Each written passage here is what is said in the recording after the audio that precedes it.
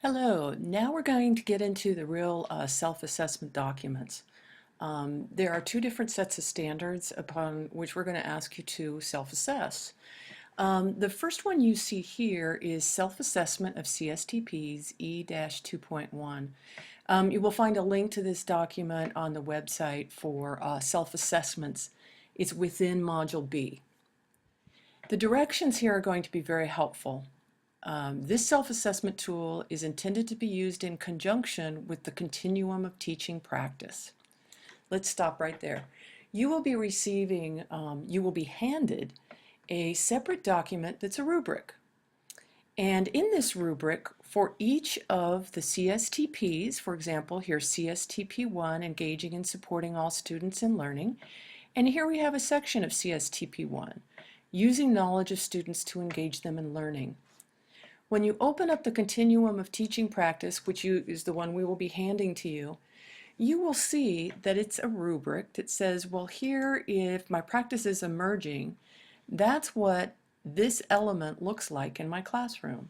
If it's exploring, here's what it looks like in my classroom.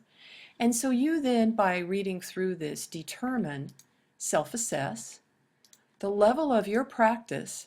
For example, for CSTP 1.1, using knowledge of students to engage them in learning. As you are here, you will want to mark this, and I want to say two things before we get any farther.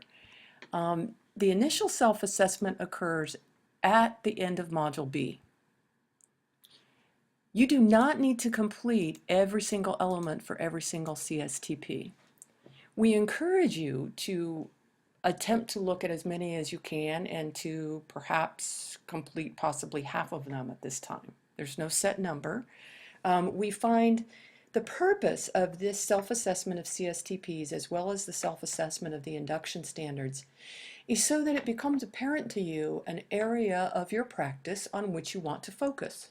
Whether it's EL learners or CSTP 1.1, connecting subject matter to real-life contexts. Through this process, the purpose of it is for you to be able to say, I really feel like there's an area I would like to focus on in my practice, and I've really looked at a lot of the CSTPs and induction standards, and it made me think about some things that I want to focus on. So you'll notice there's an initial date, and then there's a date of inquiry number. This is going to be 1. This is going to be later on in this year. You'll put in a date, and you'll go back to this rubric, because we're looking at how things have changed over time. So again, this is a PDF file, so you will not be able to type directly into it. You will need to download it. And then the question is, well, what do I put in this box? Suppose I say CSTP 1.1.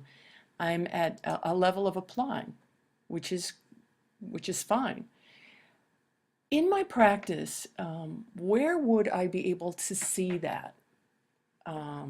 And down here at the bottom it says evidence codes. Well, that's a fancy name for what are the kinds of things I might write in that box. So for example, it's like, well, using knowledge of students to engage them in learning, that was part of my lesson just last week.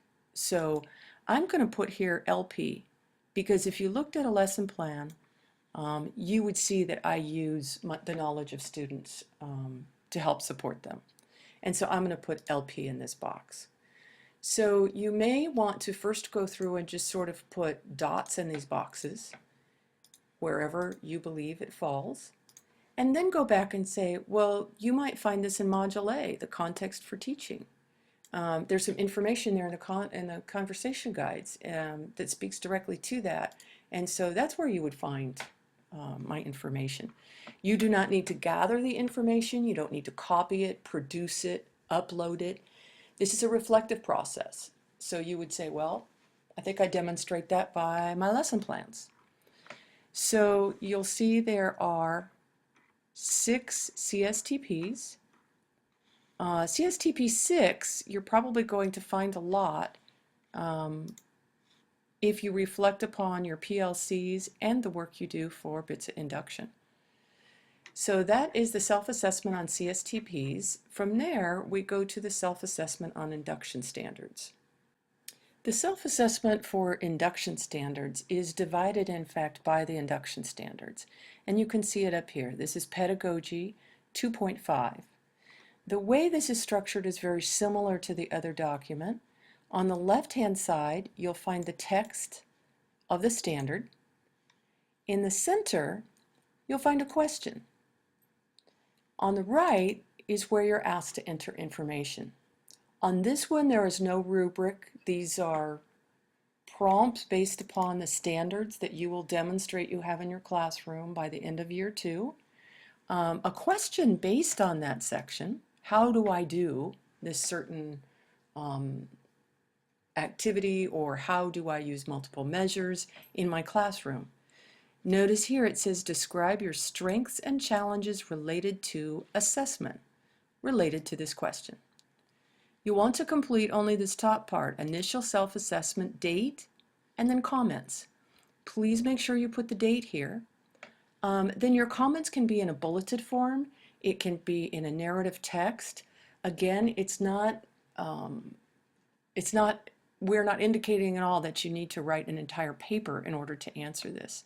So if you get right to the heart of the question, the first one is how I use multiple measures to monitor students' progress toward meeting adopted academic content standards.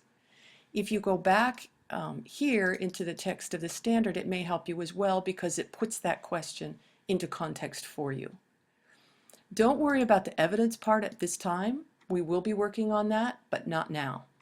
So there are 3 parts: the actual text, a question based upon that standard, and then your response with the date and comments. What are your strengths and challenges related to this question? We continue to go down.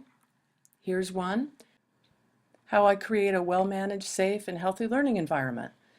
So then you want to describe your strengths and challenges. Please remember to include the date.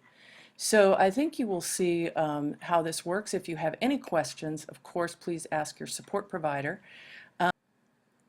You will notice that you upload Module B documents, all of the ones that begin with B, on October 10th.